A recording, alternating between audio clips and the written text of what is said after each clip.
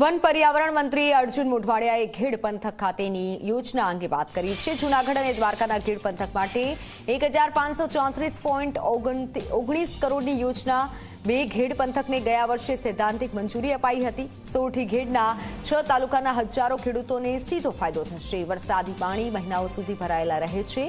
નદીઓના મુખ પહોળા કરવામાં આવશે। જે નદીઓ સાંકડી થઈ ગઈ છે ને ઊંડી પોળી કરવામાં આવશે।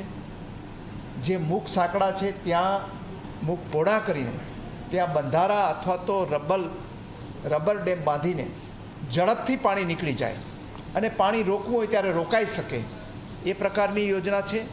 એ ઉપરાંત જ્યાં જ્યાં ચેકડેમ થઈ શકે, બંધારાઓ થઈ શકે, તળાવો બની શકે કે તળાવો ઊંડા પોળા કરવાની વાત આવે, નદીઓ અને વોકડાઓ ઊંડા પોળા કરવાના આવે, એ સહિતના જે સિંચાઈને લગતા અનેક કામો આપણે ઘેડ વિકાસ યોજના હેઠળ કરવાના છે।